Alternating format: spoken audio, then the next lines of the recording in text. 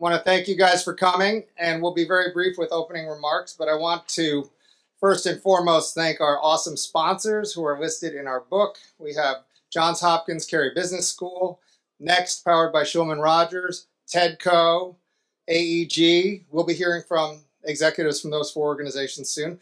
Blue Venture Investors, Beyond, New York Life, FITSE, Startup Grind, the Maryland Tech Council, Entrepreneurs Organization, Ryan and Wetmore, National Association of Business Owners and Entrepreneurs, the Keiretsu Forum, Kobe, the Dingman Angels, the Baltimore Angels, Enterprise Transformation Solutions, Georgetown University Entrepreneurship, Institute for Excellence in Sales, U.S. International Development Center, the annual Wharton DC Summit and Founder Institute. Let's give it up for this awesome group of supporters. We have a couple of virtual events coming up to finish the year. We have one right after Thanksgiving, and we have one in the latter part of December. So feel free to register. They're free, and we have some great presenters, and they're quick. They're about an hour and a half. We have breakout rooms, so great networking. And we also have one more in-person event that we're going to do in the evening in Tyson's Corner, Virginia. That'll be December 18th. And then we are back in Montgomery County in Rockville at the Universities of Shady Grove, which will be January 24th in the evening. So please sign up. We have QR codes in the book itself, so you can try to make it easy for you guys. But thank you guys for coming out. We have 5 great presenters. They're going to do a 4.5-minute pitch, and then they're in the back here. So any investors that are interested or potential partners, please make sure you talk to them, as well as some of our key sponsors who we'll be hearing from very soon. But to kick things off, I'd like to invite my very good friend and neighbor, Alex Triantis. He is the dean of the Johns Hopkins Carey Business School. 3 years now, roughly, or 4 years. I'm sorry, 4 years. But Alex has been really generous in terms of hosting CONNECTpreneur. I think this is our 4th or 5th time up here at this beautiful site, and you guys can see the views are amazing. I don't know how the students getting work done because the views are amazing. But with that, Alex, come on up and say a few words. Thank you. Thanks, Ken. It's always a wonderful opportunity to host this event here. Welcome to our perch above Baltimore.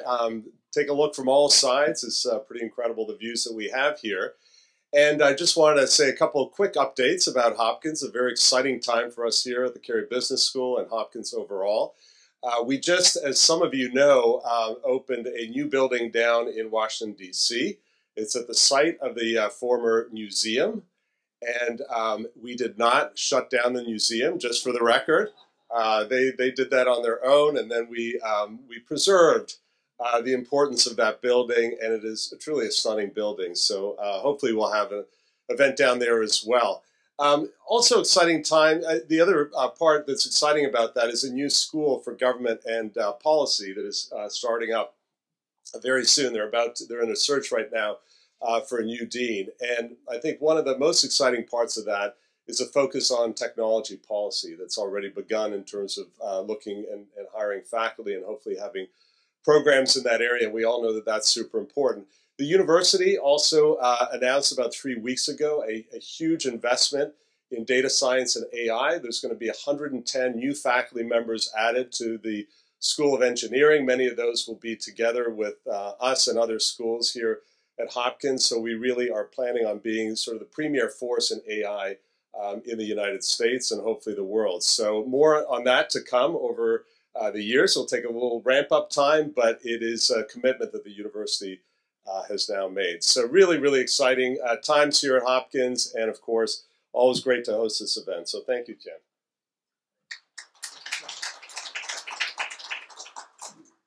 Great. Thank you so much, Alex. Really a beautiful place, and we're really honored to be here. To kick things off, we have an update from TEDCO. For everyone in the room knows that TEDCO is the leading investor in the state of Maryland for Maryland companies. Lots of TEDCO investees here, and we'll be hearing from Teddy later on the panel. But I'd like to bring up our CEO, Troy Lamel-Stovall, who runs TEDCO. And Troy, come on up and give us a few updates, please. Thank you. Good morning. Let's try that again. Good morning. There we go. There we go. That's what I want to hear. How's everybody doing on this one beautiful Wednesday right here in the Inner Harbor area here? How's everybody doing? Good. So look, first of all, thank you, Tien, for all you do for the ecosystem, bringing us together here. You're going to hear me use the word encouragement a lot. It's encouraging to see all of you here early in the morning and see these wonderful faces. So thank you for your leadership here. I know the Dean, thank you for allowing us to have your space here. Absolutely gorgeous space. If I were a student here working on my MBA, it would probably take me 5 years as opposed to 2 years to get through it. So I want to quickly, yes, give you a tech update, but I want to couch it with some numbers some of you may have seen that were recently released by Crunchbase. Those numbers said that in Q3 of this year, 0.13% of venture monies went to companies founded by someone black. I want to be clear on what I just said. 0.13%. Okay? 0.13%. That's obviously down from what it was a year ago, which was 1.2%. Now, ladies, y'all did better. 2% of monies went to funds and it stayed steady, which, by the way, given that venture funding is actually coming down, to stay steady at 2 is actually pretty darn good. But it bothers me and I get discouraged when I see that when half the population and 12% of the population only gets 2% and 0.13% of the monies required to really create wealth opportunity. That's a challenge and that's a problem. But what I get encouraged by is when I see this room. When I see this room and I see the diversity that's in this room.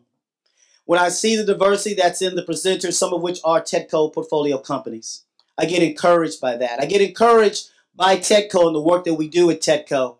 And just so you know, last year in our fiscal 23, almost 60% of our applications came from what we consider economically disadvantaged communities and founders. So that includes our rural communities here in Maryland.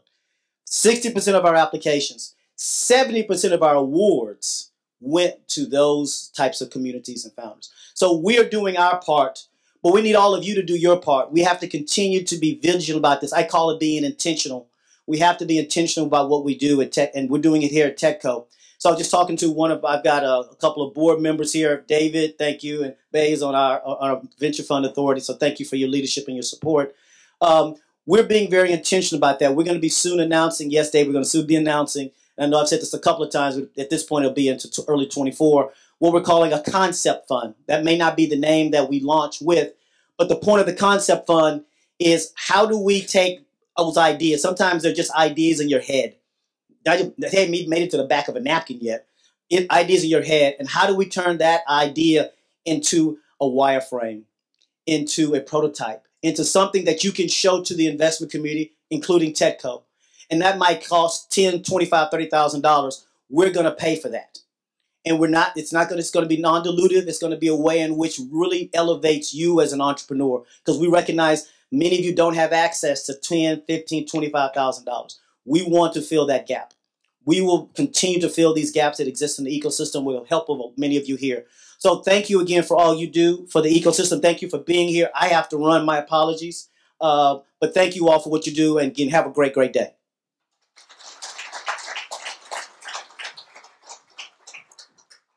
Thank you, Troy. Really appreciate it. Before I introduce our next guest, I do want to shout out my friend Gus Besselow. Gus is an investor and also author of a new book called The Startup Lottery, which I think he features some of our CONNECTpreneur alumni. So thank you for that. And it's coming out when? It comes out Wednesday next week. Wednesday next week, the 15th. So on Amazon. Pre-buy it now. The Startup Lottery. Thank you. Okay, next we have an update from the Maryland Tech Council. I'd like to bring up Steve Pennington, who's the managing director, and many of you know Steve from his work in the region and with the state. So, Steve, welcome. Good morning, everybody. You know, it's always dangerous to follow the guy that brings money. We don't bring money, but hopefully we bring partnerships and collaboration. But first, Tien, thank you. You know, we've known each other for a number of years, back from my role when I was managing director of commerce and I've probably attended, I don't know how many CONNECTpreneur events. So it's always a great event to be here. Dean Triantis, great to be here in your facility, which is phenomenal. Been up here now for probably 3 or 4 that have been here. So again, just great to be here and be part of this. When you look at the Tech Council too, we're all about partnerships and bringing folks together, and that's what we do. I'm here today on behalf of Kelly Schultz, and many of you know Kelly, who's our CEO. Kelly couldn't be here today, but she certainly sends her best wishes to everybody, because our mission is to be that extension of what happens in the whole investment, entrepreneurial, environment for growth, attraction of companies. Kelly actually just passed her 1-year anniversary with the Maryland Tech Council, and she's been a great CEO for us in terms of coming in. Many of you know Kelly in her role as a Secretary for Commerce, Secretary for Labor, her run for governor, an elected official. So she's got a great breadth of knowledge in terms of what's happening in the state. So again, from that perspective, she's just a phenomenal person to lead what we've done. A little bit of numbers for the Tech Council. I came on board in the spring of 21, right after COVID. So it's an interesting time to come into any organization, right? We managed to get through the whole COVID situation in pretty even footing. Since COVID, though, I think we came in, we had about 450 members at that point. We're up over about 730 members right now. So we've had great growth over that period of time. And that's really been, an intentional strategy we've put together to really get local. There's some of you that may know this person I'm talking about, Tip O'Neill. I date myself when I always mention Tip O'Neill, but all politics is local. Well, all economic development is best done at the local level. So we intentionally put together a chapter strategy, to really get ourselves very hyper local in the communities and ecosystems around the state. We've got a Prince George's County Tech Council, and Bernard Wright was very instrumental in helping get that going. We've got one in Baltimore here, and Greg Stone, who's on our board, is here today, and Greg was instrumental in making that happen.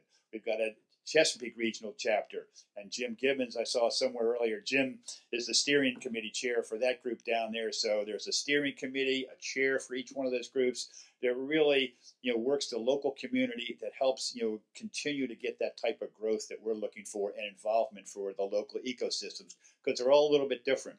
And a lot more coming on that front too. So you look out west, look to the east. We want to be a tech council that really serves the entire state of Maryland, which we are, but we want to make sure that we have that very expansive type of involvement across the board. So we've got a lot of activity going in Western Maryland, a lot going in, the Eastern Shore. So more to come from that front. When you look at, who we are from a partnership point of view, it's the partners that make it all work. As I say, we don't write checks, we don't do that, but we can hopefully be that convening organization between government, the private sector, NGOs, and our academic friends. We've got great relationships with all of our 4-year partners here, with the community college systems throughout the state, and that's what really makes it happen. At the partnership level, TEDCO, Commerce, CAMI, other organizations out there that, really make it an effective way to navigate what we do. So again, pleased to be here today, support anything you need.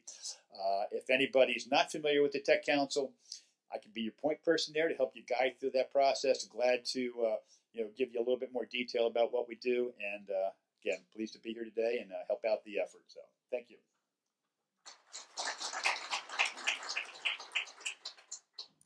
Thank you, Steve. And is Tasha in the room?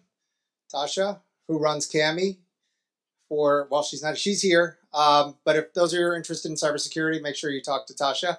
So we have 5 presenters today, 4.5 minutes, no Q&A. So save your Q&A for later on after the panel. We do have a panel of investors after our presentations. So we can start off by, I'd like to bring up Anthony Millen, who's the chair and founder of Next, powered by Shulman Rogers. Anthony will introduce our first 3 presenting companies. And then we'll have Mark Haas with AEG introduce the next 2. Next, powered by Shulman Rogers, is revolutionizing the way that startup law is being done. They have fixed price packages with senior attorneys.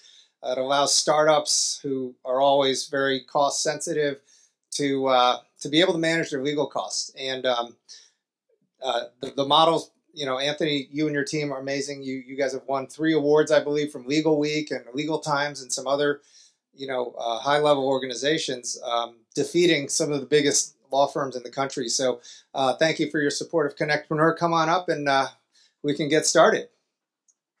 Great. Well, it's great, great to be here today. Thank you, Tien, and also thank you to Skylar and the entire CONNECTpreneur team for today's event and for all that you do to support and bring together all of the different stakeholders in our ecosystem.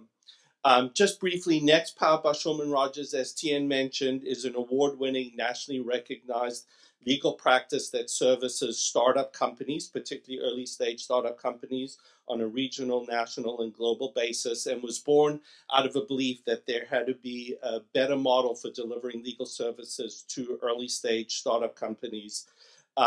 We've productized a broad range of legal services into fixed price packages to give seed through Series A companies predictability. We have put together a client-centric model with customer relationship management and with access to senior attorneys, and we use a lot of technology to make things more transparent, more efficient, and more collaborative. And then just briefly, one new initiative that we've launched that you should keep your eye out for on top of our Startup U and our Pitch Masters program is Next Raise, which is designed to help founders with investor readiness and to connect founders and investors together in the region in a more scalable and efficient way. And for more information, you can visit us at www.next.law. So today we're going to have the opportunity first to meet Dr. Martha Sklavos, the founder and CEO of Allo Therapeutics, a preclinical cancer biotech raising $5 million to support the development of their lead therapy, allo immunotherapy. Martha will share more about Allo Therapeutics and how allo immunotherapy has the potential to reshape the cancer treatment landscape, especially for patients with limited treatment options. Please welcome Dr. Martha Sklavos. Okay, great. Thank you so much, Anthony, and good morning, everyone.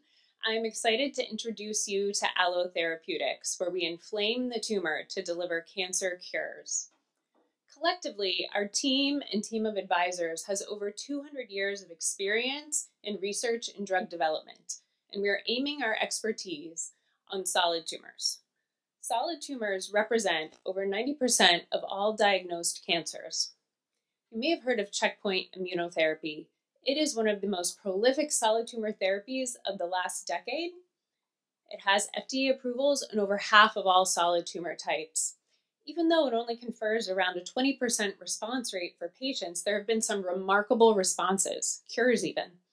And because of that, it remains the backbone of over 800 combination clinical trials and is expected to be a $148 billion market by 2030. But there's a problem. Only hot or immune cell rich tumors are eligible for checkpoint immunotherapy. So when you break it down, roughly half tumors are hot and have high levels of immune cells, and half tumors are cold and have low levels of immune cells, and they're not eligible for checkpoint immunotherapy. Ultimately, they have limited therapies and very poor survival rates. So there's an opportunity here. The opportunity is to increase the efficacy of checkpoint immunotherapy for patients, especially those with limited treatment options and cold tumors. Because in its current form, checkpoint immunotherapy is leaving over 90% of solid tumor patients behind. So, our solution at Allo Therapeutics is to inflame the tumor. What we're doing is turning cold tumors hot and hot tumors hotter by increasing the presence of immune cells in the tumors. Our lead therapy is termed allo immunotherapy, or AIM for short. And it is a cell-based therapy that is implanted at the site of the tumor or metastases to increase the number of immune cells. It serves as bait to attract the immune system, increase tumor immunity, and ripen the tumor for combination therapy. We have a differentiated mechanism of action, and our localized delivery really confers a favorable safety profile to lead to increased efficacy, increased durability, and increased patient eligibility, especially for those with cold tumor types. Now I'm sharing with you our proof of concept data demonstrating that AIM generates responses in a checkpoint refractory mouse model of prostate cancer, meaning that this mouse model does not respond to checkpoint immunotherapy. You can see on this top light gray line here, It's refractory, representing a cold tumor type. However, when you combine a single dose of AIM therapy with the checkpoint immunotherapy regimen, you see a significant decrease in tumor growth. And on the lower right-hand corner here, you can see the increase in immune cells that occurs after implantation of AIM. So, to further develop our therapy, we're raising a $5 million seed round to execute our 2-year roadmap to IND. The $5 million will support additional IND-enabling studies in preclinical animal models, our manufacturing, our early regulatory interactions, and also building up the team and infrastructure, all in an effort to deliver an IND submission to the FDA at the end of 2025. So, upon clearance of that IND, we'll be able to begin our phase 1 clinical trial in 2026. Fast forward to 2028, we'll have multiple combination trials with AIM and checkpoint immunotherapy, and that's when we'll be extremely attractive to pharma for an exit or partnership. And moving even more forward, through our first approval and into our peak year sales estimated to be in 2035, we could be generating $1 billion per year in sales, and that does not even include the upside of combinations with other therapies. So we will position AIM as a combination partner of choice. And if you are interested in joining our mission in inflaming the tumor to cure cancer, please come see me at the green table in the back. Thanks so much.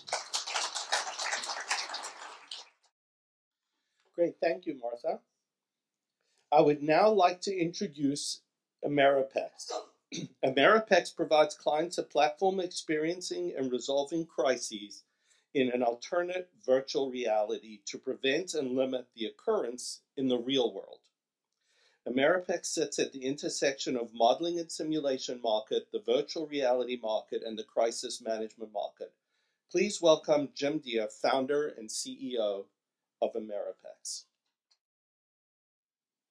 As was indicated, Ameripex creates an alternate virtual reality for a crisis to examine why they happen, to prevent them from happening in the real world, a kind of risk reduction mechanism.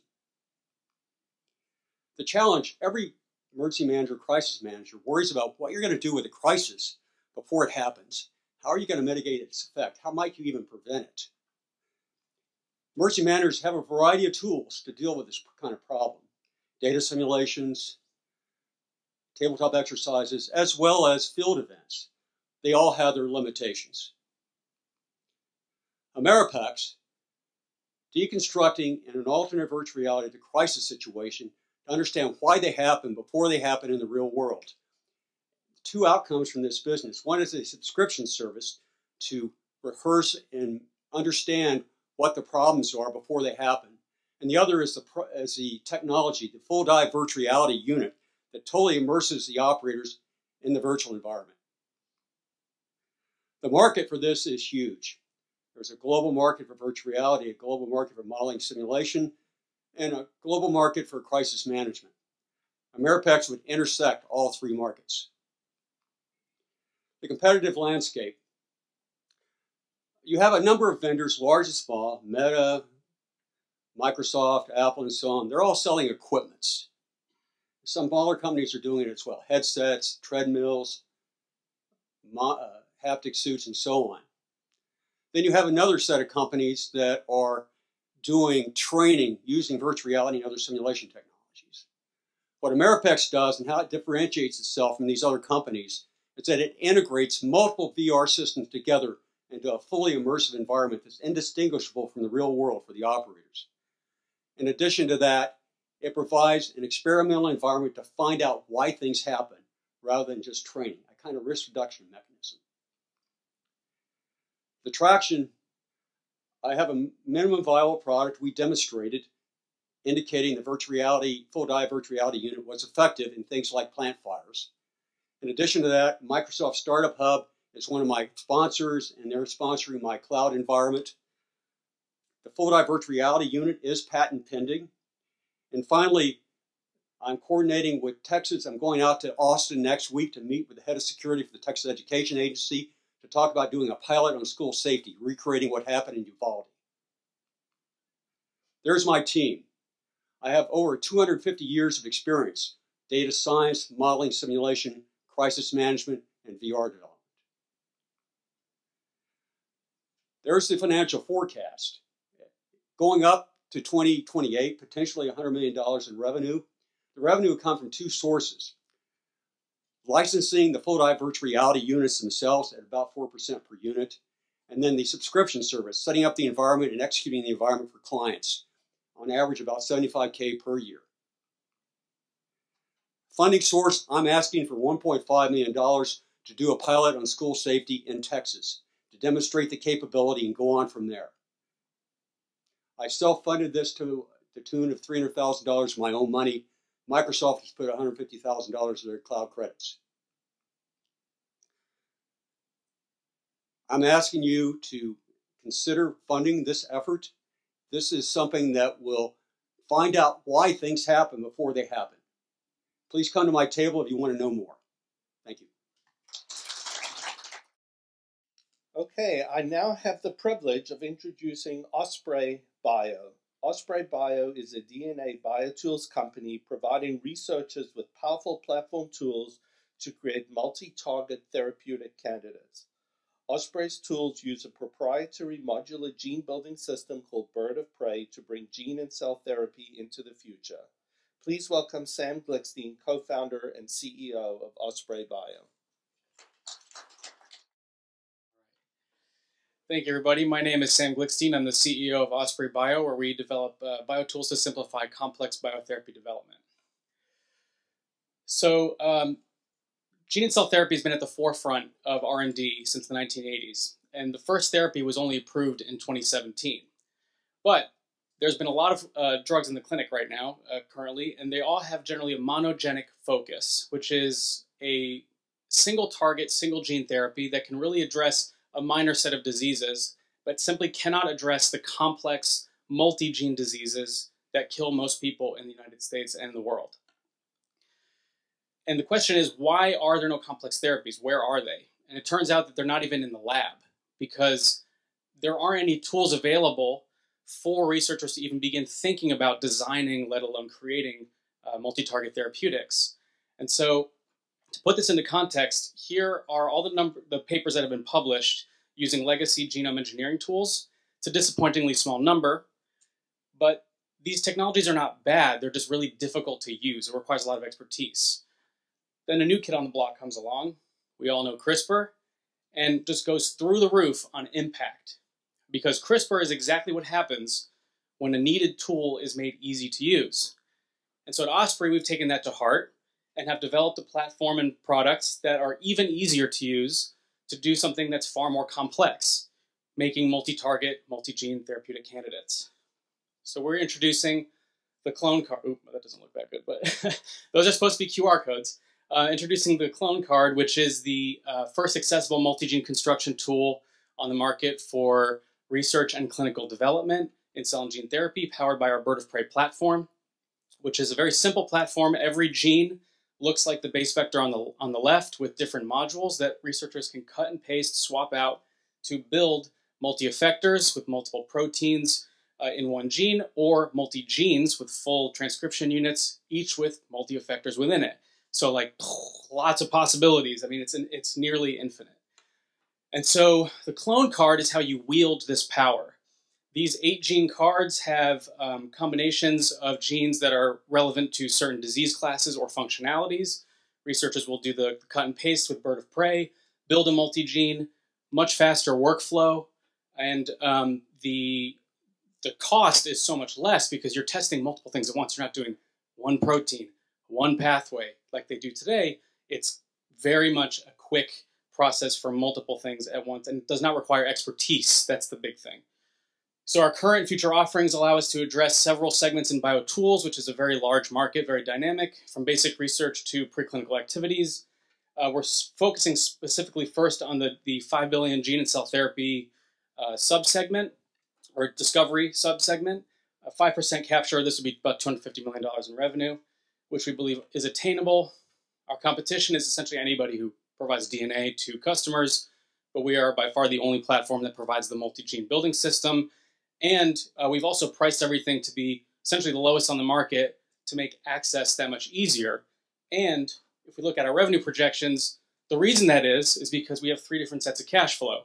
We have clone cards, We have recurring tools like reagents and kits that you need to use if you want to use the clone card, and then licensing opportunities downstream. Although bootstrapping is feasible, we are raising a $1 million angel round to kind of supercharge everything that we're doing, so increase our product line and then execute a really aggressive sales and marketing plan that is already in place. Our team has a lot of experience. This is not our first rodeo. BioTools has been a specialty for our board, for example, and together we would like to ask you to help join us and bring the world to a new future where we can actually think multigenic. Thank you.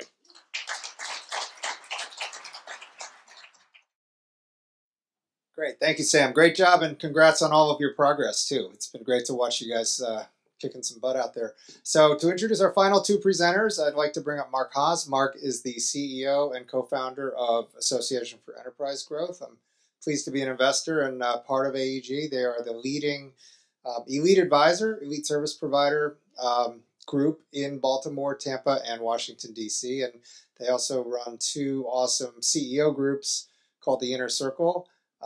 Mark, you're a longstanding supporter of CONNECTpreneur. Thank you, and come up and tell us a little bit about AEG, and we'll go from there. Thank you. Thanks, man. So when I tell my wife CONNECTpreneur, she said, "Didn't you already do that once?" Yes, I've done it a lot of times. Anyway, so AEG was founded really to support the mid-market economies of the cities we operated in, and it's really about helping access growth, capital, data, expertise, etc., from a range of disciplines. So rather than just saying, I need somebody to help with my sales, it could be any of 20 different things. We have all those people, they know each other, and can connect you to the suite of solutions you need. Anyway, but happy to be here at CONNECTpreneur. Our next presenter is, when you think of something like Uvalde, for those of you 2 years ago, you wouldn't have known what that meant.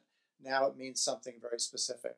And it's emblematic of a problem when there is a shooting or a potential shooting. What do? How do we respond faster? We can do better. And so our next company is Bernard Wright, the CEO of Pervista, is going to tell us how you can actually prophylactically, preventively respond faster to these shooting events. So Bernard. So as Mark shared, there have been very high-profile incidents that have occurred across the country in recent years, unfortunate incidents. But what we're trying to do is to envision a future where that's no longer reality. So to do that, what we've done is we've created a platform called Pervista, which leverages AI to analyze video streams from surveillance cameras in real time to detect firearms. And when that happens, we proactively notify public safety authorities. So the number of active shooter events is going up every year. The impact of these events is becoming more costly for organizations. And certainly this is not just happening in schools, it's happening in hospitals, it's happening in concert halls, it's happening in different places. So this really has a very wide use case in terms of where it could be applied. And what we're looking to do is to, if we can, certainly eliminate these incidents from happening, but if they do occur, to minimize the impact of these incidents. And the way that we accomplish that is by, number one, providing information in terms of what organizations can do to keep themselves safe through predictive analytics. We connect organizations with the equipment they need in order to remain secure. But the secret sauce for us really is our AI algorithm, which is looking to see what the match is against known firearms, providing a confidence level and notifying public safety authorities. In addition to that, we have also incorporated drone technology to provide real-time situational awareness for police who are responding to the scene. So our solution is individualized by customer. So it is, we can customize it for each person. We adapt based on machine learning. It is validated based on AWS. We are an approved solution through AWS. And our AI algorithm is constantly evolving. So this is a huge market just when you take a look at schools alone. But as I mentioned, this has a very broad use case and the market is certainly growing. So there are players in the market, but we extend the capabilities of the platforms that are in the market by also incorporating drone technology, as I mentioned before, but we also incorporate predictive analytics as well. So our business model, we get revenue from three sources. The first is monthly subscriptions for the service, just like ADT and other services like that. In addition to that, we take 10% of every transaction that's purchased through the marketplace. In addition to that, we have upfront implementation and installation fees. So our go-to-market strategy consists of the Baltimore and Washington, D.C. region in 2023, and we do have some customers signed up already. And next year, we're planning to go across the U.S., and in 2025, we're going to extend this to include residential customers as well. So right now, we do have 5 users on the platform who have signed up for the service, and this month is where we're going to aggressively push out further to the Washington, D.C. region. So we have a very experienced team that has done multiple exits, and we are very confident that this is the team that is poised to take us to the next step. So our projections have us going out to $28 million in 2028 once we expand to the residential markets. And to accomplish this, we're asking for $2 million, and that's to focus on customer acquisition activities and also to enhance the features that exist within the platform. So I look forward to talking to you more. We're right there in the back, and hopefully you think that this is the future of school safety just as we do. Thank you for your time. Almost all of us are going to face the situation in the next couple of months of going to an airport and waiting in line and being frustrated and saying, well, this is just the way it is. Even with my clear and pre-check, I still have to wait in line. Well, our next presenter, Julie Melnick from Sky Squad, has figured out how to actually jump the line in a very effective way, and you will be amazed at the kind of things that she can provide you, both saving you time and frustration. Julie? My name's Julie, and I'm the founder of Sky Squad, and I started Sky Squad really because of my own need to get through the airport with a little extra help, and really it's been amazing to see what it's grown into today. So when you get to the airport, like you mentioned, there's a lot of stressful situations. There's long lines. There's no assistance. People aren't, very nice to you. Often you can't find the SkyCap reporter, and there's sometimes a fee for agent assistance, like with Frontier. So it's not easy to get through the airport. Sky Squad is a solution. The airline complaints, The airline complaints with Frontier are extremely high. Spirit also very high. Even the legacy carriers have high levels of complaints. So there's definitely room for a solution to come in. Sky Squad is that solution. We offer a celebrity-style greeting. We help with your bags. We carry everything. With our airline partners like Spirit, we help you get through check-in quicker with an expedited check-in line. We skip the TSA line with our own priority lane. We help you navigate. We watch your bags while you use the restroom or grab a snack, and we get you to your gate feeling like Beyonce. Average airport experience without Sky Squad, not great. With Sky Squad, almost a 10. How does it work? Well, if you pre-book, we'll meet you at your car with texting beforehand so we know where to meet you. Otherwise, with our airline partners, we're actually at the airport with our team wearing our Sky Squad gear, welcoming you to the airport, offering you an extra hand we can buy on site. We carry your luggage to check-in. We get you checked in real quick, get through TSA, get you right to your gate. Most people are there within 15 to 30 minutes. Our reviews are amazing. Every day I check them out. Over 530 5-star reviews, and every day they just wow me because people are just surprised that this type of service exists. They didn't expect it when they got to the airport. So the airlines benefit because we give them a revenue share and we increase customer service. The airports benefit for the same reason. We've helped over 50,000 travelers so far, actually about 55,000. We've raised $1.3 million over the past 2 rounds, and right now we're excited to move ahead and grow with more airlines. So the low-cost carrier opportunity is high. They seem to have the most problems. The lines are the longest. So we're working with Spirit. We're really close to working with other low-cost carriers. And we have a great case study with Spirit. We've been working with Spirit for 2 years. We've helped so many people down there. And Spirit is thrilled with us and wants us to expand to their other hubs in Orlando and Fort Lauderdale. Near-term revenue opportunity with the other low-cost carriers is about $15 million, which is really exciting.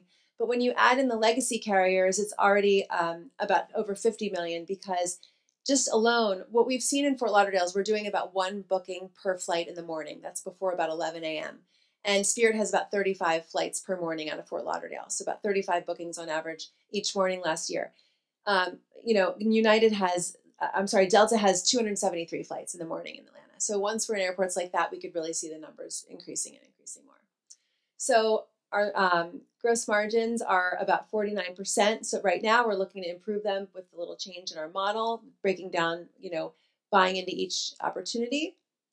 And this is just evaluations sheet to kind of show you what other tech-enabled services are selling for. Clear, for example, had 479 million in revenue last year, and they're valued at 1.4 billion. So we're looking at those types of revenue multiples for our own growth. And we're raising between 500 and 1 million right now. We have 250,000 committed currently from our lead investor in our last round. We're looking to match that. We're looking to get to about 750 in order to increase the ability to expand into Orlando, expand into Las Vegas, which are partners of Spirit, which is our partner right now, and beyond.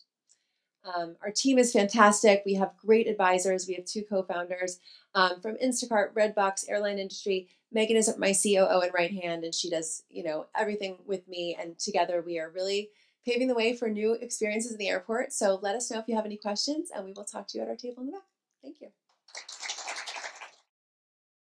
Great job, Julie. Great to see your progress. We're going to transition to tables, and our panel will come up. But while they're doing that, I wanted to let you know we have another in-person event in Tyson's Corner on the evening of December 18th.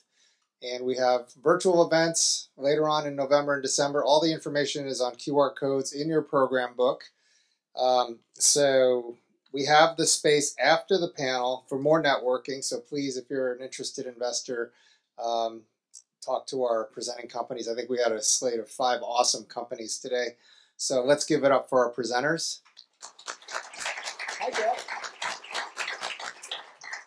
Okay, and our panel is experienced, mostly Maryland-based entrepreneurs and investors, and they have a unique perspective, I think, that they're bringing to the table for us. Deborah Hemingway, hi Deb, is going to moderate the panel. The biographies of all of our panelists are in the program book, so you can read up on them. But I think once we get set up, we can have everybody come up. But we have Deborah, as I mentioned. We have Jeff Cherry. Jeff, where are you? Managing General Partner of Conscious Venture Partners. Come on up, Jeff. Jeff is located in Baltimore. He is the heart and soul of a lot of what's going on in the conscious capitalist movement here in the Mid-Atlantic. So thank you for all you're doing. We have Vijay Lakshman with MindGrub Ventures, also another Baltimore-based investment fund. You guys are investing as a corporate level, and I believe you're raising a fund too, right? How big is the fund? 25 mil. So thank you for joining us. We have Paul Silber, who many of you know, he's also a Maryland guy, and he's a partner at Blue Venture Investors. Blue Venture is a partner of ours, so we appreciate your guys' support, and you're focused not just on cyber anymore. We want to hear about it. You're getting into healthcare and other things, so that's perfect. And last but not least, we have Teddy Gresser, who's a director. Hey, Teddy, with the seed funds at Tedco. We heard from Troy earlier today, but thank you for all of your support. Come on up, guys, and yeah, please, come on up. You guys hear me? Ah, now you can. Now it's green, and you can hear me, so glad technology works. All right, great job on product design, whoever designed this mic. All right, so we just heard really great introductions for our panelists from TN, so thank you for introducing our panel today. So let's just jump right in. All right, gentlemen, I would like for you to kick off the panel with you all talking about one thing that you're working on right now that is very exciting. Tell us. From this end. Oh, okay. All right. Vijay Lakshman, MindGrub Ventures. I've been in this space for about a decade, but a lot of you may not know that I've spent 3 decades in video games development. I did about 85 titles, did about $3.8 billion in revenue, retired in my 40s, and started getting into venture stuff. I realized how dumb I was. So the thing is that we are focusing on a new fund, $25 million fund, as Tien mentioned, and it's taking advantage of the fact that 20 years before, I guess call them civilians, would make an investment in AI. Video games were killing it in AI. We were building enemies that would find you, and ways to make things more challenging and sadly more addictive. But the thing is, ultimately, I've been doing that for now 30 years, and I'm building a fund around a VR, AR, ML effort to try and create new ways that people can be more lazy, because that's where we're going to make the best money first. That's it. Thanks. Thanks. So check. Yeah, so Teddy Gresser, director of the seed funds at TEDCO. I guess as I'm thinking about this answer, I don't think I can point to one thing. At TEDCO, we've got a whole lot going on, right? There are, we write a lot of checks. We're one of the most active investors in the Mid-Atlantic region. I think last 2 quarters in PitchBook, they put us in the top 3 in terms of deal flow or deal volume. Within the seed funds, though, we've got specific focuses on industries within Maryland: life sciences investment fund, cybersecurity investment fund, a more general tech commercialization fund that, within each of those verticals, there, I could talk at length about exciting companies that are coming across my desk and that I'm working on. So I guess, maybe just to answer the question finally, immuno-oncology I think is really exciting. We've got a company coming down the pipeline for that. Ultrasound for bone growth, but then also shifting gears, an incredible device that I think is going to revolutionize aquaculture, and then switching gears again, quantum resistant cybersecurity. So really exciting things on a lot of different fronts. So hard to point to just one, but a lot going on. So thanks. So thanks for that question.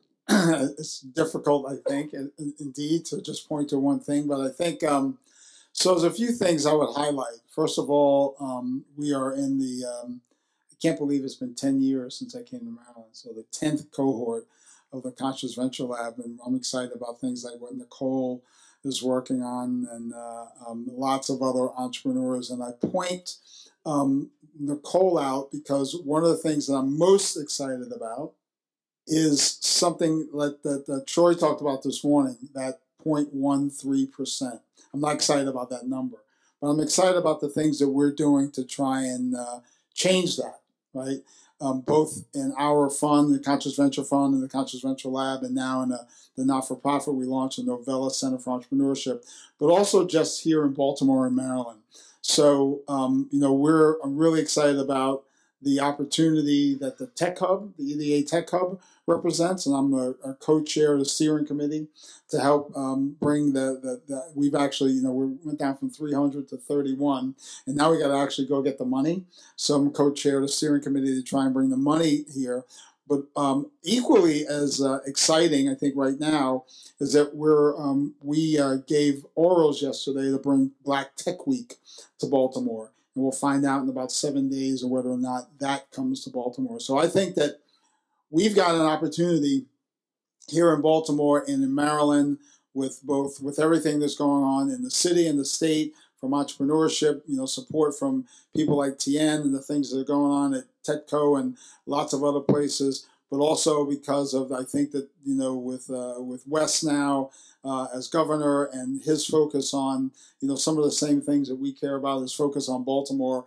So I think that we've got a real opportunity to make, in addition to that, I think that the announcement for Blackbird Labs, and we're working with Mr. Bashotti as well on that. And they also have a focus that wasn't really highlighted that much in the BBJ article, but they do have a focus on underrepresented founders, underrepresented scientists. So I think we have a real opportunity right now in Baltimore, in Maryland, to sort of change the narrative about who gets funded and why. This whole notion of Equitech, my man Corey Bailey just made CEO of Upsurge, leading that charge on the notion of Equitech. So I think that I'm excited about the opportunity that we have here to change the narrative about who gets funded and why. Let's see, this is working. So Paul Silber, Blue Ventures. First of all, just kudos to what Troy and now Jeff are talking about. I think it's fantastic. That's really exciting. Too many underserved entrepreneurs who need a helping hand up in investment. At Blue Venture, we've been going strong for 13 years.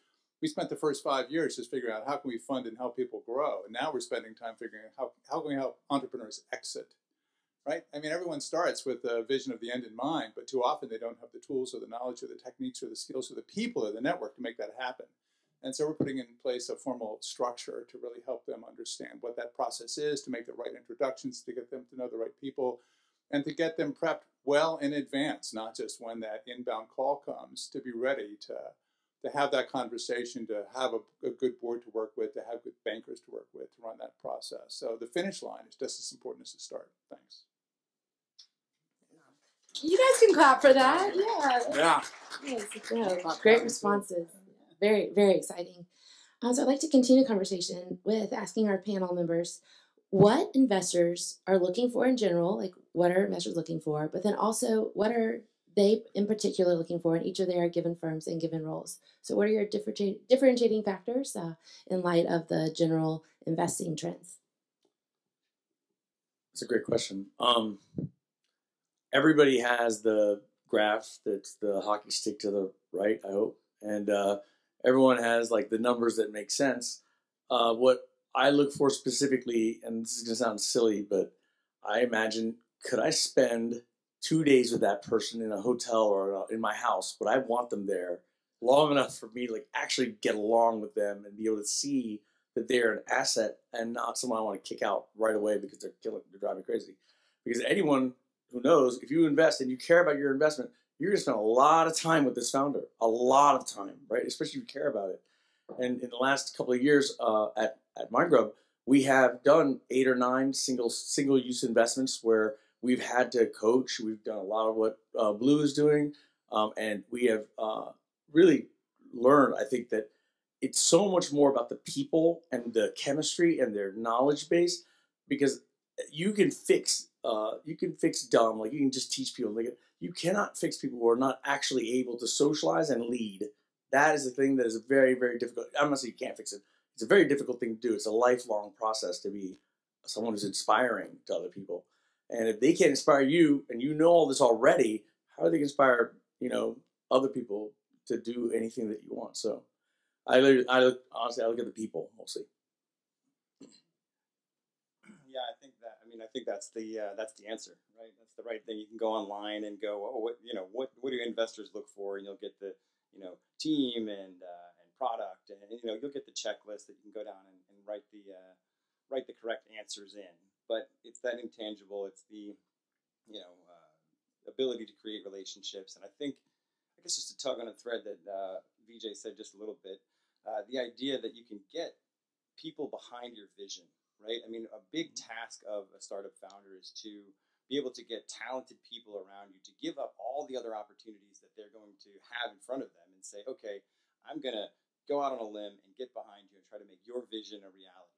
So that, whatever you call that, that ability, that intangible sort of leadership, there you go, leadership. So, but that's kind of a lame answer, just to give a little bit more context to it. So yeah, the leadership within the founder, the ability to relate, to get the team together, but then also something tangible. At a seed stage, we're a little bit beyond just an idea on the back of a napkin. We're looking for, especially the way the market's going now, a little bit of validation, a little bit of traction to understand that your technology is legit. It does what it says that it's going to do. It's going to solve a problem that people are willing to pay for. And that can look like a lot of different things, right? Validation can come in the form of like a grant, SBIR grants or STTR grants from the government to validate the technology. Pilot programs, you've got an enterprise customer that's willing to take a risk and try out your software to see if it really does solve their problem, and then ultimately it turns into traction, which would be the last thing I'd look for. I add founders risk to that. If founders put their own capital up, then at least their skin's in the game. Yeah, absolutely. And then because obviously we're looking for revenue, right? Like the traction is revenue, but there's always a proxy for revenue too. Especially a lot of the companies that I see are pre-revenue. So what are you tracking? What's the KPI that you're demonstrating? Hey, I'm doing this and it's working, and this is why you need to be a part of this, and this is why this is an exciting opportunity. So so people. People, validation, and traction. That's my answer. I'm sticking to it. I'm probably going to say some of the same things in just different ways, right? I mean, it's funny. I had an entrepreneur come up to me last night and ask me the same question. What do you, how do I prepare myself to talk to you? What are you looking for, right? And sometimes I think I get, the answers I give are unsatisfying because it is so much people, right? I mean, we're looking for transparency and ethical behavior. I want people to tell me the truth.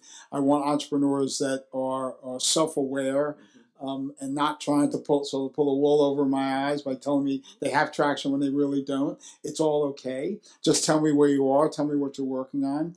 I think that, for anyone who knows me here, I'm sort of a one-trick pony.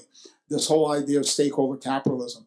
And what we always, stakeholders as opposed to just focusing myopically on shareholders. And then people ask me, well, why would you do that? Well, why you do that is just because of what Teddy said. What are you trying to do? I'm trying to get all these people around me to support me. Well, how are you going to do that? You have to care about what they care about. That's the essence of stakeholder capitalism. It's caring about what your employees, suppliers, community, customers, and your investors care about. If you care what they care about, they'll care about what you care about, and they'll get around you and support you. So we teach this idea all the time, but we don't teach it for any other reason other than we want you to have as much support as you possibly can. And if you come in telling me I only care about the money, some people aren't going to care about that. So it's really about that mindset of the entrepreneur, right? I think the other thing, to get a little bit more specific, this entrepreneur who talked to me last night, Nicole and I were talking to him for a second. He had he has a marketplace idea, and he said, "Wouldn't you want this?" I said, "I might. I'm not sure. I might want it, but it's going to be faster than what you could get." I'm like, "Okay, well, that's what you believe. Who else have you talked to who said I want that too?" If you haven't talked to anyone else who said, "Yeah, that could work," then you still have work to do. I think that lots of entrepreneurs believe I am the single genius. I am the next coming of Steve Jobs. So I don't need to talk to customers because I already know what you need. Okay, maybe, but most of the time not. So yeah, let me jump in right there and reference another really great validating point is the I-Core program, which is something through the universities. And I'm sorry if I jumped and stole your thunder. Go for that. But I-Core is great. You get out there and you talk to actual customers and develop that feedback. So you've got an answer to that question. Yeah, so everyone's talked about the team, the CEO. That is so true. That is really the singular focus. Everything revolves from that, just to state the obvious. And we look for three principal characteristics in a leader, whether it's an individual or a team. One is you got to be smart. Second is you got to know your limitations. And finding that combination, boy, that's really rare sometimes. And the third is you have got to be able to thrive in completely chaotic environment, because every startup is completely chaotic. And all the founders here want to raise your hand if you've been through that chaotic environment. Right, yeah, right, exactly. You got to be able to live through sleepless nights and, next day is just crazy all the time, for years sometimes. And so, when people come up to me or Jeff or anyone else here, in addition to telling us what you do, tell us who you are and where you've been and how you came to this place. And try to convince us that you actually have the determination and perseverance to see through this chaos that you're going to be launching into. That's what we look for.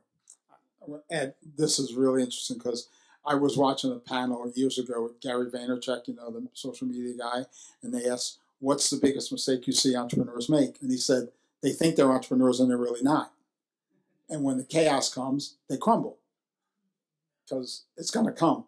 It's going to come every day, all day, at you relentlessly, and you got to be prepared for it." Yeah, well, speaking of chaos, I'd like to talk a little bit now about market trends.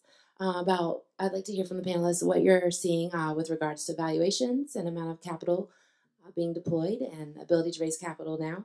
And then in light of these market trends, what should startups do in response?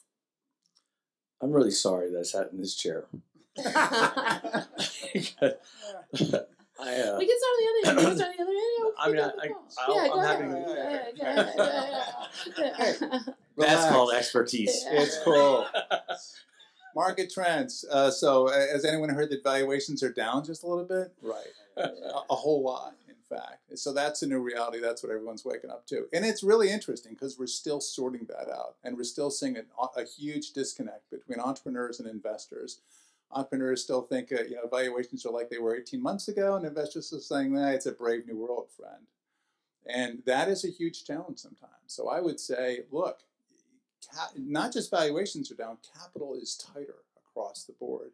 So the hard take-home lesson for any entrepreneurs in the room is get what you can, when you can. Don't be married to some price, or even if it's a flat round or a down round and your business is up over 18 months ago. We are seeing this across the board. The good news for you, mostly early stage entrepreneurs here, is that the valuations are down mostly in much later stage companies, which is kind of interesting. Those who are just maybe pre-IPO companies, they're down by half. Early stage people are still enamored, willing to take the big bet, but they are down and money is tighter. So don't play too hard to get. Don't sit here and negotiate. And when you have a chance at dollars, take it. That's my take home. So I think that we're seeing some of that as well. There's a little bit of a disconnect, though, because of, when you have Bill Gates who writes a check for $193 million for some AI company that's got zero revenue, then all the AI companies think that they're worth that as well. So you have that problem, right? You have the AI thing, and people are like, well, we don't know where this market's going. We don't know what the potential, what the possibility is. So then our valuation should be endless. And it's just not realistic, right? So I think we're still struggling with valuations. Where should they be? How do they get there? I mean, we spent the last 6 months building a new tool internally that just helps us understand the potential exit based on the valuation today. That integrates PitchBook and Crunchbase and all this stuff, and saying, well, if that's what you want, and we're very early. We're writing usually the first series of professional checks in, so we know we're gonna have a little bit longer to wait. So we have to really sort of be more price conscious, right, at our stage, and we have to. It's just sort of. We have investors that we have to respond to as well. So I think that's what's going on in the market right now. There's a lot of uncertainty around valuation. I think that what I would advise entrepreneurs to do, most importantly, is understand, first of all, who you should be talking to. Don't talk to later stage VCs if you're pre-revenue. And then understand where the funders you're talking to, where they are in their cycle. Because if they've just raised their fund, things are different as opposed to they're in the middle of the end of their fund. How they look at what they need to do is going to be different. So understanding where your funder is in their marketplace. And then finally, really get to, and we talk a lot about this at the Conscious Venture Lab, having entrepreneurs actually understand the venture capital math. Because they think you guys are just greedy. That's why you want 35 or 50x. But once they understand the real math, that 9 out of 10 of you are going to fail, and therefore, for the one of you left standing, I have to return the money to my LPs who could have done anything with that money. They didn't have to give it to me. Kevin Plank can invest in Under Armour. He can put it in his own stock. He can just walk away with it.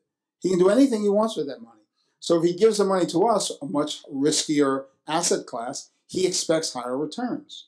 So once we start to explain that to entrepreneurs so they can see the math on the other side of the table, say, go into the discussion educated so you understand what that means, and then you'll have a better opportunity to make the right deal. Yeah, I think that's great.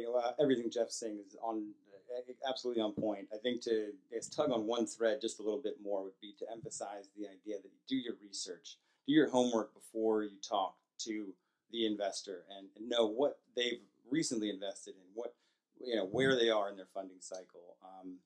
But I think that will make the difference, right? I think that in this tightening private capital markets, there's money there. Like Kevin Plank has money no matter where he's putting it, right? It's just taking longer to get. So I think it's being more intentional with your fundraising strategy. It's doing extra homework to make sure that you're getting in front of the right investors. It's maybe adding a little bit more time than what you initially thought, because the checks are coming in. It's just taking a lot longer. So in terms of how to adjust and plan for that, it's just try to get ahead of it. Yeah, so I'd love to give you guys, or all the entrepreneurs in the room, and anyone else who cares, to learn a lesson that I learned the hard way. And it ties directly into the question. When I was younger, I was a producer, and I would have to like build these giant projects. I was on one called Lord of the Rings. It was a $75 million project, and I had a 1% variance in my budget. So I couldn't come in $7.5 million off budget. That's crazy, right, in any industry. So I went to the president, and I said, hey, we're running late, and I need to get a couple of more programmers to get like this one section done. And he looked at me and he said, how many you got now? And I said, I got 6. I need 8. And he goes, all right, this is what I want you to do. I want you to fire the 2 lowest producing ones, and now you have 4, right? And I said, dude, I said something else like, you're fucking me. Like, you know, I mean, he said, VJ, you know what's the one thing that entrepreneurs never count into the equation of what something is going to get done? And I said, that their boss is going to take their programmers away? He goes, no. He goes, themselves. They don't realize that they are not a zero, null, even stead. They're part of that solution, and they can add more value and more things if they reduce the noise. He said, I guarantee you, if you go back and look, 2 of those guys are slacking off somehow, right? Because you started this thing. I trust your judgment as, you know, as a person who looks, and then you said you could do it with 4. We gave you 6. So someone's slacking on you, and you were slacking on me by not going back, finding those 2 are, and get rid of them. You know what? I went back. I got rid of the 2. That project got so tight and fast, we ended up shipping early on that particular module. And the lesson I took out of that is something I wrote in our last newsletter called the entrepreneurial gap. The gap is the gap between what you have, what you're given, and what you need to get done. You put yourself in that gap. That's your job. That's what you're being paid for. And you should be giving more in that gap in terms of value than you are being compensated for in terms of, you know, what you're taking from the table. And that's the same thing now for all the entrepreneurs. Just move that analogy up. You could have done this for these lower amounts. You know, we're giving out less money now. You could have done it, but everyone got happy and fat with the big checks that were coming in before. And the entrepreneurs didn't, and the investors weren't like, down your butt with a microscope going, where's the money? Where's it going? But if you treat this like it's your money, that you're going to make this happen, you'll be surprised how far a dollar goes when you're trying to do stuff. And that gap is the only reason that bus drivers are not paid as much as, like, say, military escorts. Because bus drivers have all the gas, they got the wheels, they got the car, they got even stops where they know their kids are. All they got to do is get them from A to B. If you got to do more than that, you get paid more than that, right? So get in the seat and drive as an entrepreneur. It's your job. That's honestly why I think that's what I get out of that. So. Great. All right. Now I think we have, we'll do one more question, then we'll open the floor to Q&A from the audience. So my last question I'd like to pose to the panelists is I would like to hear about a success story. You know, it's, as investors, you have some wins and losses in your portfolio. It's part of it. So I'd like to hear about some wins. My moment of the biggest return was when I absolutely failed with a $15 $15 million investment into an ed tech opportunity. It was my first venture ever. I had raised $10 million on a 9-slide deck, and then another $5 million on follow-on investment. And I was rocking and rolling, and I'd never counted on the fact that you really need to know the people you're working with. You really need to understand where their line is. Someone said entrepreneurs are like, they think they're entrepreneurs, but when the going gets tough, everyone's gone. I'm sitting there eating ramen because I'll do anything to make this thing done. That's the only thing I knew for sure is I'll outwork anybody, but you can't always do it if your team and you didn't actually have the same vision. Some people just want to get paid, you know, and when they stop getting paid, they take off. And if I had not have that as my first opportunity and my greatest learning moment, I would not be where I am today. The successes just don't matter. It's the failures from which you learn who you really are and who the people around you really are. And I hope all of you have had one moment like that where you dug to the bottom of that well and there's nothing there, and now you know it's just you. Like, you got to do it, right? That's a good moment. Yeah, no, that's awesome. I don't have like a big splashy IPO or anything that I can point to, but I can talk about a lot of the little successes that we have at TEDCO when it comes to entrepreneurs from all walks of life getting to that next milestone, right? Whether it's on the FDA pathway, achieving successful clinical trials, or actually, I'm going to go. Yeah, so actually, as I'm thinking about it, a good success story is one. We've got a biotech company, a medical device that the company themselves, they moved from Silicon Valley to Baltimore to launch their company and grow. Recently got FDA approval. It's huge, right? Huge milestone. It's huge for TEDCO, what we're trying to do in terms of our mission and what the purpose behind our investments are, which is a dual mandate with economic development as well as the financial returns, which are key. But we create hundreds of jobs every year. Huge success when it comes to financing underrepresented founders. Troy already spoke to the numbers. I think we're like 50x what the industry is in terms of investments last year that went to underrepresented founders. And then also what we do with our investments. I can think of another entrepreneur I was working with. It was like, 6, maybe even 8 months that we were working together, and they were just sort of getting some traction with the angel investing groups and really couldn't put the fundraising round together. They're out there pounding the pavement. And as I'm sure a lot of you have experienced, lots of interest, but nobody's writing the check, right? Until TEDCO comes along, we're interested, and we, after our investment, they immediately filled out the other half of a round that was outstanding for several months. So, I guess not one single thing to point to or a good story, but a lot of what we're doing across the board at TEDCO. So I know the question I think you're asking. We've had a couple of investments. We invested in a company called Shiva.ai. We invested $100,000 on a $2 million convertible note post money, and they just raised at $100 million valuation. We invested $25,000 in a company called Hungry Harvest, which a lot of folks may know. Evan regrets this, but we had 5% non-dilutive capital preferred for $25,000, and his Series A was $50 million. So we did pretty good there so far, and he's doing some interesting things. But I think that so that's one type of success story.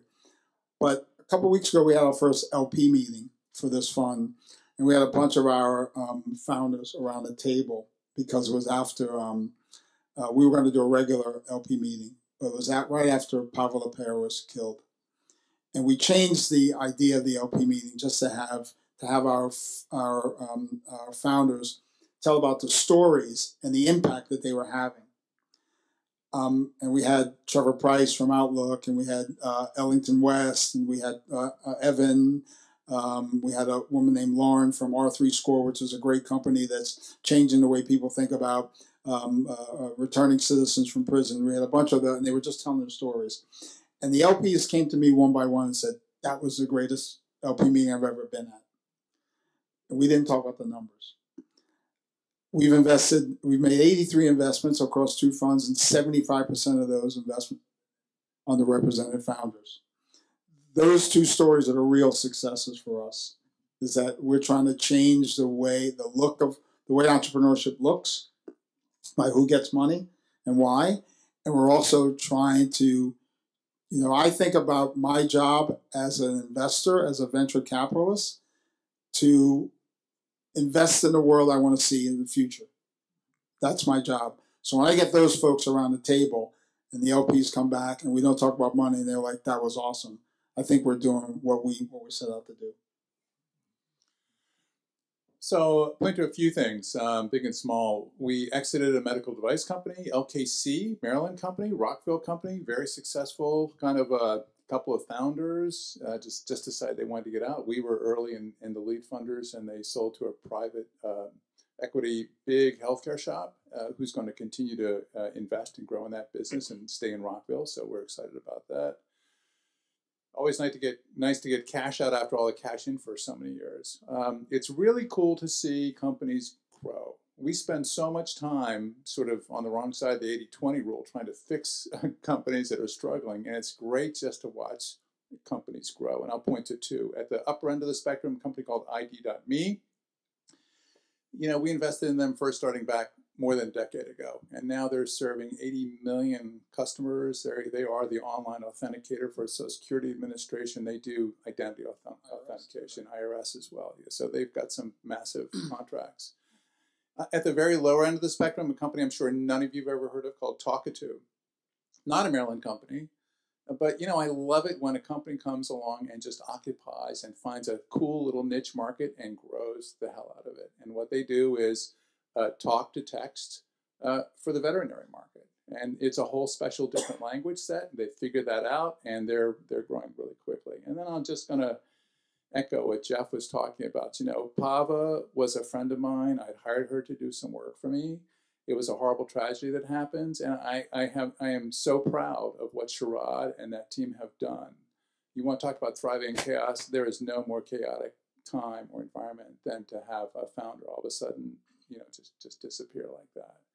And to see how Sherrod and team have rallied and got together and and got that business in line and to continue its great growth stories is just really inspiring to me. Couldn't agree more. Just amazed every day to see what they're doing. I want to add, we were also with you guys. We were lead investor in EcoMap, and we put $100,000 in. And it's an amazing testament to the kind of inner strength that they have. And I just want to say that I really am happy that I met her and met EcoMap. Absolutely. All right, let's open the floor to some questions. Yeah, go ahead. Do you want to ask a question? Yeah, go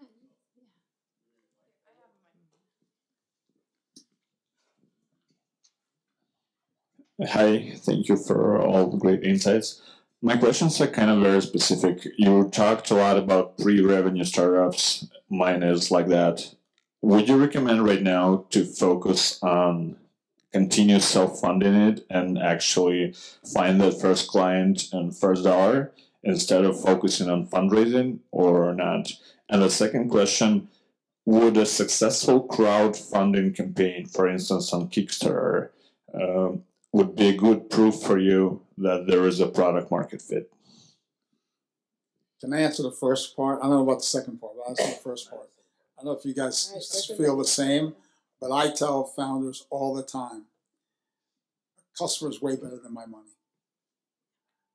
Get customers. If you have the wherewithal to go get customers, do that. Don't fundraise, because your business is not about fundraising. It's about solving a problem for a customer. If you can do that, the money will find you.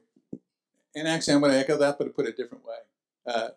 Customers are fundraising. It is the best form of fundraising. Yeah. Revenues is the single best form of fundraising. Too many entrepreneurs start out and say, how quickly can I get some equity investments? Like, no. How quickly can you get your first customer? And by the way, you want to get your valuation up in a hurry? You go to Jeff, you go to me, you go to any of these guys and say, hey, I got a customer, I got 2, I got 5. You've validated your product market fit, right? If you don't, you're just an idea. And that's all the difference in the world.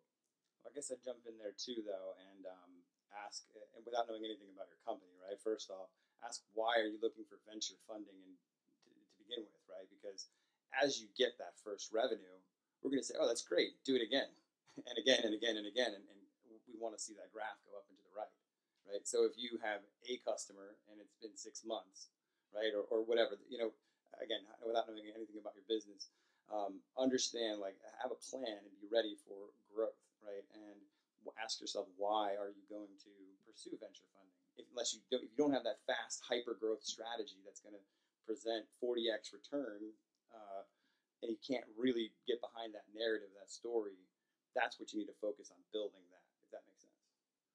So, in terms of the crowdfunding, so my friend Julie Ehrman, she was the president of Playboy for a while. She now runs the team, the LA soccer team that does stuff. She raised for the Ouya gaming platform, which is an Android platform that was set up for like, people, everyday people. She raised 11.5 million on Kickstarter. It was unreal. And right after her, my buddy Chris Rogers, who was the guy who made a game called Wing Commander, he raised 150 million on Kickstarter.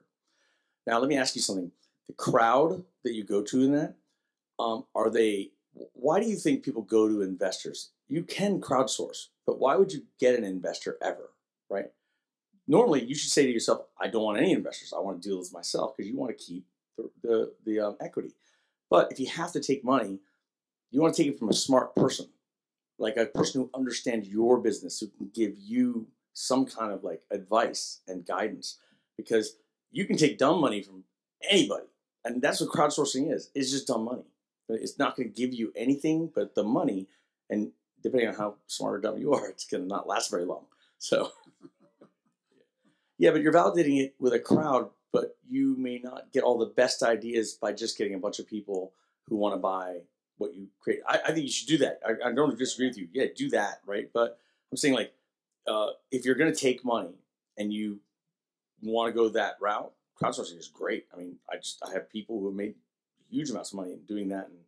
But if you want to take on more than just money, if you want to get guidance and help, then pick the VCs the best fit for you. And you see if you can take a 12-hour car ride with them and not run yourself off the road, whatever, Well, what I would sit there and just to go on the crowdfunding idea, right? You got to ask yourself, like, it's not a one-to-one match, right? People are crowdfunding because they're looking for, new ideas or to try things, but why not pre-order sales, right? It's essentially you're trying to have a customer, right? You're saying, look, this crowdfunding is going to translate directly to customers. And that's not true because your friends and family and grandma's going to put in $100 and, right, everybody's crowdsourcing. That's the whole point of it, right? So take it one step further. See if you can actually make pre-order sales. Actually, that's exactly what crowdfunding is. It's you're just launching a marketing campaign early on a half-baked product, and you're hoping that you can show to people there's desire for the product, and that's certainly valid. But I would agree with the gentleman, all of them to my left, that you just focus on revenue, on getting something, and then show us, and you're going to get funded. All right, do you want us to take another This question? woman over here had a question. She had her hand up All right, first. go ahead.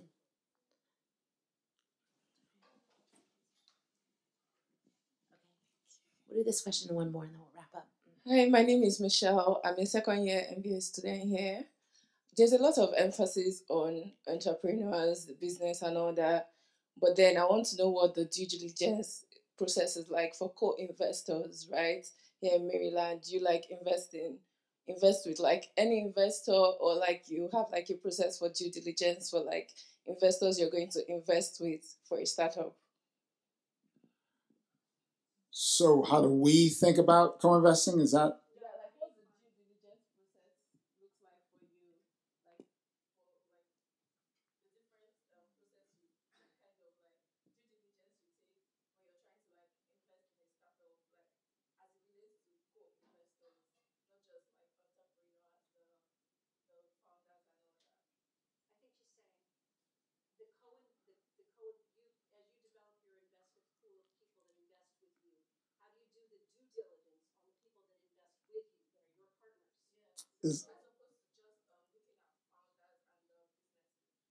Oh, so how do we do due diligence on the people who invest out and with us?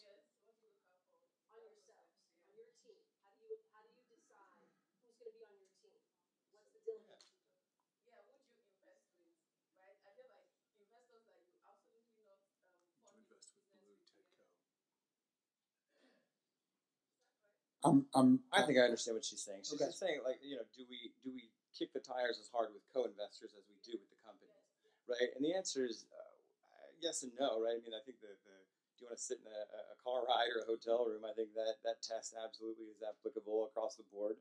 However, so the answer is just yes. It's the same it's a thorough diligence process. We learn as much as we can. Often it just starts with a phone call. Get to know people, connect on that level, and then as deep as we can dig. I would maybe just add to that real quick is we're a pretty close community here. I mean, I've heard of everybody here and met some of them over time a lot. So if someone comes up and they have a an idea that I have no expertise in, which there are plenty out there, that I will go call the person I know. Like one of our star investments a few years ago was actually they're here now, Spot Wash, which is now a Vavoom, and we actually had I don't know anything about car washes, like I mean I don't know anything about that business, but I have friends who know a lot, right? And we have them come in and kick the tires. If he knew about car washes, it's not competitive between us. It's better if we all co-invest together. So it reduces risk. So for us, going to people in this network and saying, "Hey, if you know about this, can you tell me am I crazy or do you see what I see?" kind of thing. That happens all the time. Yeah, I'll just add a comment that no investor likes to invest on their own. I can't think of a single company where we're the only investor, and so we need other investors. We get at least half of our deals that we invest in from introductions from other investors who we trust and who we've co-invested with before. And we know that they've vetted a company. Yeah, we're still going to do our own due diligence, but it helps enormously if they've previously invested and have 1 or 2 or 3 years of experience with a CEO. And vice versa. We service the same way, often leading deals, and then we're looking for syndication partners as well. We've worked with TEDCO extensively in the past, for example, just to compare notes. It is a very small, and you get to know your syndication partners pretty well. You know who you can trust, and you know the few that you can't. I was just going to say it's also important because when founders come to us and say it's a deal that for some reason doesn't fit our mandate or doesn't work for where we are in the fund, we obviously know each other, so I can say that's not really. I'm not a big cyber guy, but you know what? You should call Paul, right? You should call Blue Ventures because they know a lot more about that. They're in that space. They're probably a better investor for you. So part of what we do to get to know each other is be able to say, either we can do something together. We also do a lot. Everyone does a lot with TEDCO because they're prolific, but we do a lot with each other. But also be able to say, not for me, but I have someone you should talk to. We're actually thinking about hiring right now a director of sort of network for our fund, and a very good friend of mine used to be. She wrote a PhD on Union Square Hospitality Group, which is a restaurant business in New York City, and she started as a receptionist and a reservation taker. And they said, "You know what your job is?" She goes, "Yeah, to take reservations." She goes, "No, we're the most prolific, the most exciting restaurant in New York City. So you're going to say no 90% of the time. Your job is to say no and have people still want to come back, right?" And that's what we think about as investors. Sometimes we say no, but we don't want to just say no and turn a great entrepreneur away. We want to say no, but how can we help you if we care about the community? So that's part of it too. All right, I think we'll take one more question. Yeah, thanks. So, Jeff, you talked about the VC math and how a high proportion of startups fail. And Vijay, you talked about how you had some people on your team who lose motivation, like when things get tough. So I want to know how you guys thread the needle with your founders and how you coach them as they're building their teams, because obviously there's a lot of hype around joining startups and there's a lot of promise, but there's also real risk. And so kind of threading that needle between getting people excited to join your venture and that charismatic founder who can bring people on, and yet the risk that people get disillusioned if things don't go quite the way they anticipated, and kind of keeping them on the team and keeping them going. And by the way, that's a lot of what my book is about. Okay. So it goes back to something Vijay said earlier. I think that, part of the stakeholder model, we believe that culture is the most essential to success. Culture does start with the founder. But we also talk about this idea that for thousands of years, and sometimes it's harder in the startup phase, but we've been doing this the wrong way. We hire on performance and we fire on behavior. We look at a resume, we say, great. 6 months in, that person just didn't work. So we're trying to get our founders to think the other way around. Let's start hiring people that fit in the way that we want to be in the world. They're the types of people we want to spend a lot of time around. And if if they're, obviously they have to have some base, some ticket to the dance capability. But we'd rather hire people that we know are going to fit what the culture we're trying to build, if we can.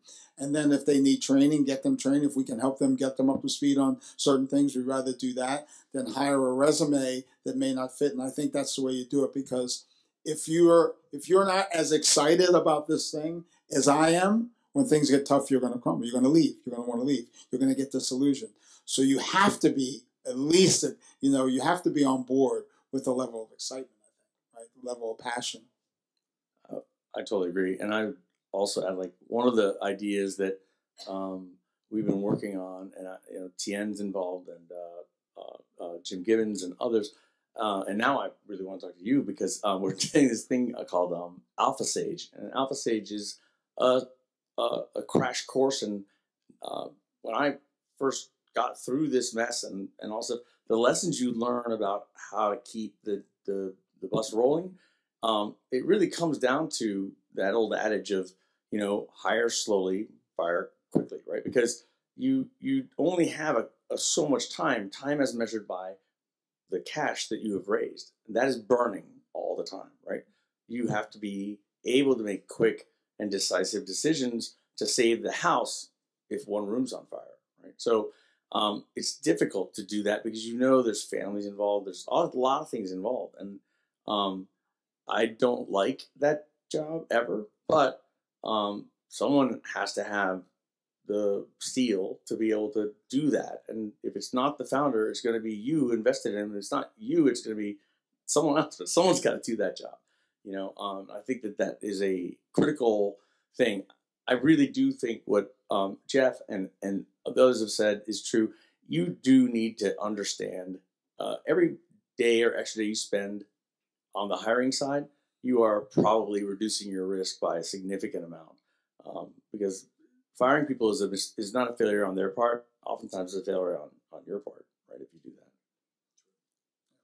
I guess I'll just jump in with something quick, too. I mean, I guess pragmatic in comparison. TEDCO's got a lot of programs that support entrepreneurs, from idea on the back of the napkin all the way up through Series A. It's what Troy likes to say. But other than the investment team, which is where I sit, all these other programs, including one called the Network Advisors, where we try to be intentional and organized about how we bring our network to help entrepreneurs. Because, it takes a village to build a child, or it takes a village to raise a child. And we want you to succeed. Build a company. We do. Yeah. It's not our interest to watch more people, the better. All right. Well, I guess that is it. We will wrap it up. Thank you all for enjoying the panel. Yeah, let's give it up for our panel. You guys are awesome. Thank you. And I did want to say, I think this is our 55th CONNECTpreneur in the last 12 years. And between our presenters and our panelists, this is the best dressed crowd, right? Come on. You guys are amazing. All right. Well, we have the room until 11:45 or so. So please visit our presenting companies and our sponsors.